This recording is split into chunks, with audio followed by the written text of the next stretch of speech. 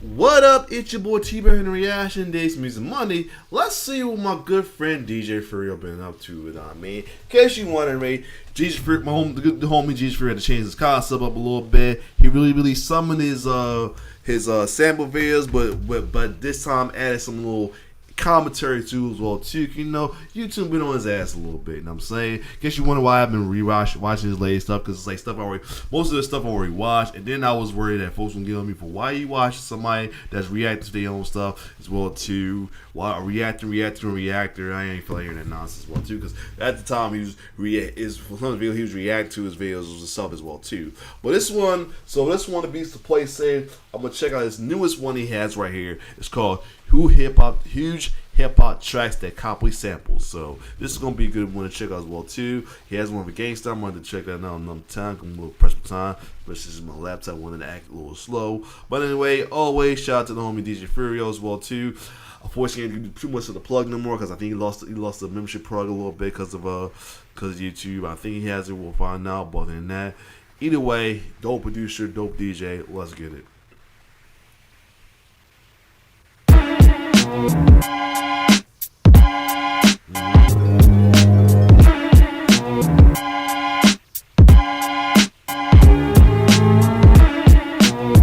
Alright, scratch me. Alright, want to do that.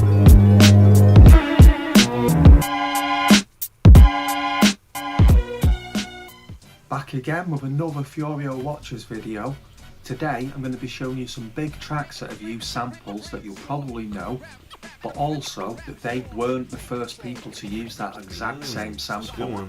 Some big tracks on here by some big producers, but really showing you that this is definitely good, because you know if I'm watching his video or other sample videos as well too, sometimes thinking one song and then it may be another song where the song's more for that after that. So we definitely want to check this out. This is definitely a good one to check out. I've actually used that exact same sample before them in another hip hop track.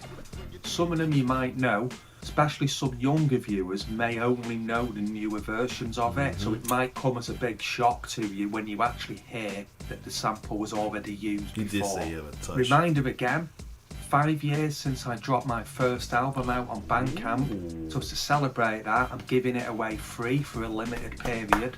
There's a link in the description, you can go on, download that, and keep that forever. Yeah, I'll still do plug for them. Definitely check out his Bandcamp. His beat tapes are dope though as well too. So definitely do that. I've got 6 albums out in total, so have a check of the others whilst you're on there. You can have a listen, and if you want to keep those albums, you can buy those.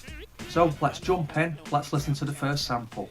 Alright, all you think of is, like I said, Dre, but let's see who really did it first. Your eardrums from one of the MCs that ever blessed the microphone galore like Buster. You must have been sniffing that shit. Well, yep, and this is the well-known one here. This is the well-known. Yeah, the Edge sample by David McCallum. That Dr. Dre track, such a big track, but used earlier by this New York crew, Missing Links. They didn't do very much. They did a few singles, late 90s, very early 2000s. Never actually released any albums. They have worked with a few other groups as well, but not particularly well-known crew. But yeah, showing exactly that sample that Dre used, he's made it famous. Year before, in '98, used by somebody else. So let's see what the next track is. All you have to do is electrical realization, but who did it first? Okay, electrical realization.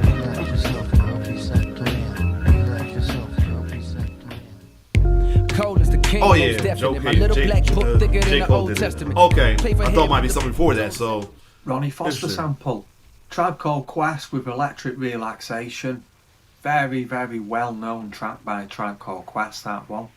Off the Midnight Marauders album. J. Cole. Half what a lot of people made. I'm surprised that was a lot of people, or younger folks might still know it anyway, because you know that was, if you're a fan of Wayne's Brothers, that was like the intro for the first 2 seasons of the Wayne's Brothers. With Kendrick Lamar, pretty lazy really, because it's just the exact same part of it, the exact same use, but there's a lot of people that aren't actually aware that it's a reused sample. They've not heard the Tribe Called Quest one. I'm talking mainly about younger viewers when Yeah, I'm it's saying definitely the that. young version might not know Anyone my age or older definitely going to have heard. that. Like I say, the track. unless they watch the Wayne Brothers, well, that'd be interesting. But again, it's crazy. It might be folks in there who don't never watch the Wayne's Brothers before either. So yeah. A Core Quest version. But yet, another example, reuse samples exactly the same part of it. So, let's see what's up next. Oh, anyway, Snoop Dogg. I forgot who else used it. Called a brother one day, getting out of a cop car. I know there's more to come, but the few that have so far talked to police about more than a court date. This is for the G's, and this is for the hustlers. This is for the hustlers, now back to the G's. This is for the G's, and this is for the hustlers. Bernard Wright sample there. And Bernard Wright was the godson of Roberta Flack as well. So the first track, Yeah, R.I.P. 415, Bernard. group from Oakland in California.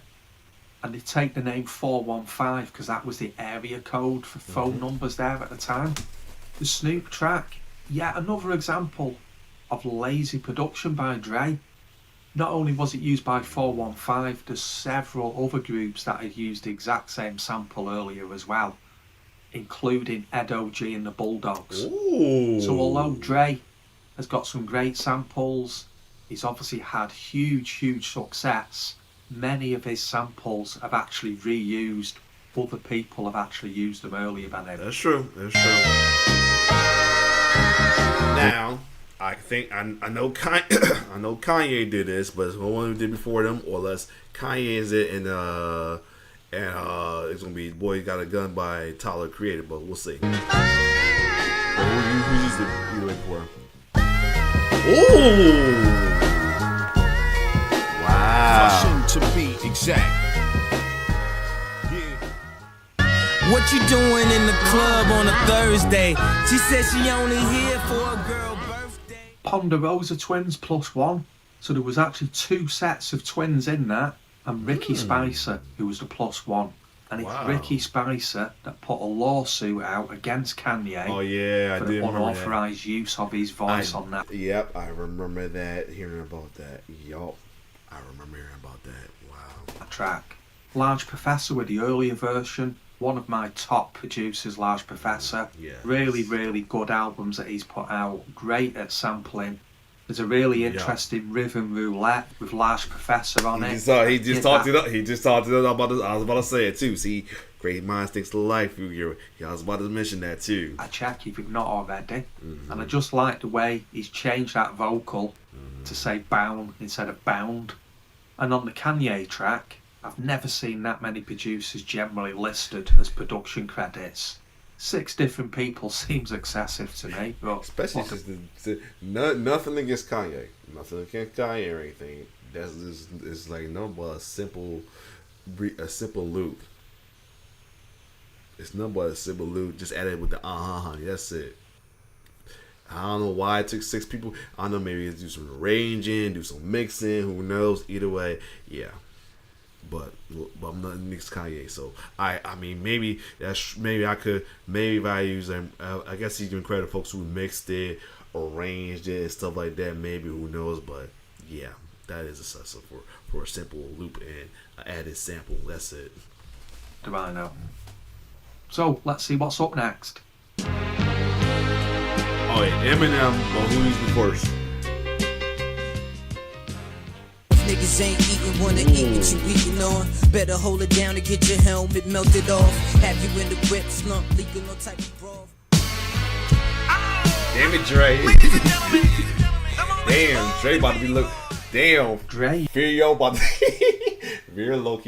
Furio low-key exposing Dre on the cool. But nah, I'm gonna leave it be. He's already enough. Already got folks still want to cancel him for his previous whatever, but still. He damn near about to expose Dre on the cool. Yeah, again, reusing a sample there.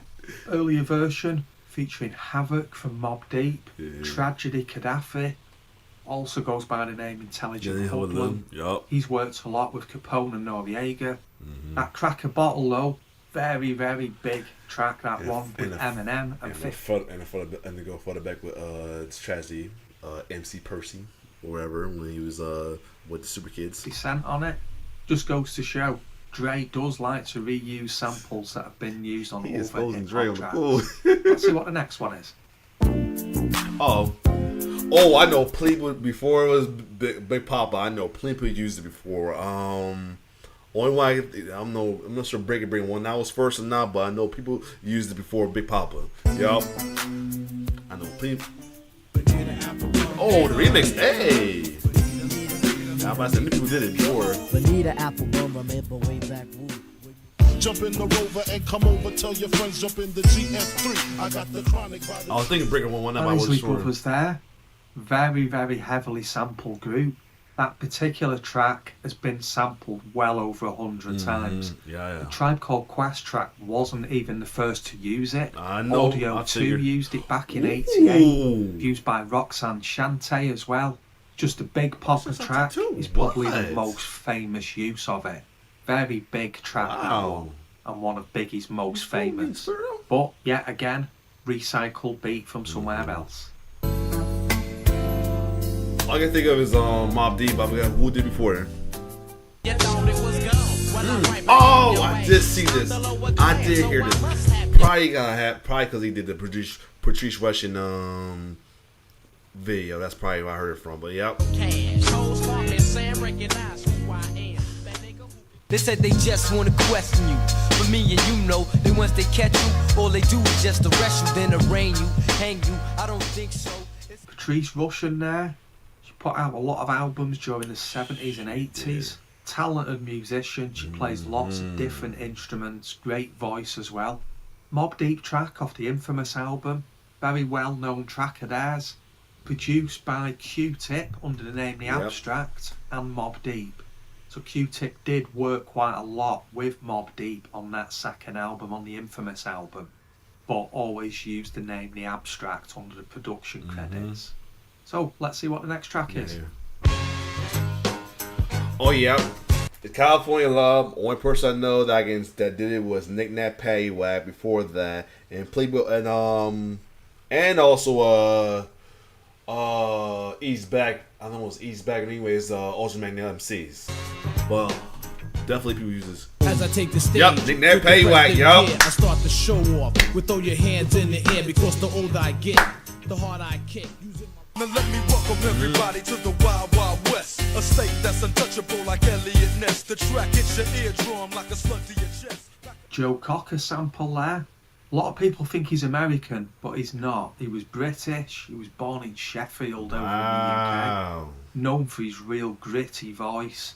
Probably best known for his Beatles cover version of With a Little Help from My Friends. Used as a theme song for the Wonder Years TV show. Ooh, that's right. PMD Yep. there, they weren't actually even the first to use it, even though that was early. That was back in the 80s. Back in 87, Ultramagnetics used it on their track Funky. So it's been used a few different times before, yet again, Dre. Not a direct sample that Dre used. It's been replayed. Yo, he low-key exposing Dre on the cool, but the days are good producer, but he's low-key exposing him. Played to sound like the original, as he does with many of his samples. But yeah, yet again, another recycle beat. I gotta see the kid. I want to see the comments for these. I gotta see the comments for these show. If they say anything about Dre on this damn thing, I'm gonna laugh. Let me see. You can't own it's how you hook him on. I wonder if anybody will say anything about Dre. Him calling out Dre. Okay, he did. Okay, they got. I thought they was gonna be go in on Dre in his comments. Thank God they didn't. Okay, cool, we good. So Dre, so Dre's a hack basically. Good to know. Well, back to my premiere, and oh Lord, what was the response? Yep, he laughed too. Yep, I got shot fire at Dre. Yep, there I had to scroll down a little further, but because he is exposing Dre on the cool, but you know it's we are doing. I mean, I probably resample somebody's stuff as well too. So anyway, about before I get the introduction, but still, who knows? Oh yeah, Smith and Wesson, but One of them, but who did before? New York, Okay. smoking blunts, Atlanta, I be smoking blunts, Los Angeles, be smoking blunts. Home of the original gun clap. And fun thing, one of my favorite other person to use is one of my favorite R&B duos of all time, Floetry. Home of the original gun clap. Jack Bruce, another British musician. He was the lead singer, bass player in the band Cream. That particular track has been sampled many, many different times in various places as well. Some big tunes have used that. Artifact, Wrong Side of the Tracks is a good example. But Nice and Smooth use exactly the same part of it as Smith & Wesson. I think the Smith & Wesson, the Bucktown, is much better known, but year before, Nice and Smooth use exactly the same sample. More? That Smith & Wesson album, The Shining, really great 90s album, that one. It is. One I really do still like listening to regularly. So, if you've not checked that album, definitely recommend that one for you. Let's see what's up next. Okay, then now he finally got me. He got me with this one.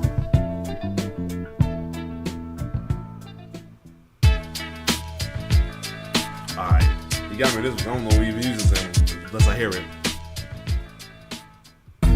No more parties in LA. Please, baby, no more parties in LA. forgot about the song. No more. I low-key forgot about the song. Damn. Junie Morrison, very talented musician, was in Ohio Players for a few years. Joined him in 1970 until 74 when he left to do his solo music. Kenny Dope as well, or Kenny Dope Gonzalez. He's done lots and lots of remixes over the years, different genres, a lot of house music as well as hip hop. Ooh, But okay. another example of a big tune that's using a recycled beat, Right. the Kanye track. So that's the end of the video. Shorter one than some of my others, but I just wanted to give a few different examples of some surprising samples that you'll know from big tracks when they've actually been used already.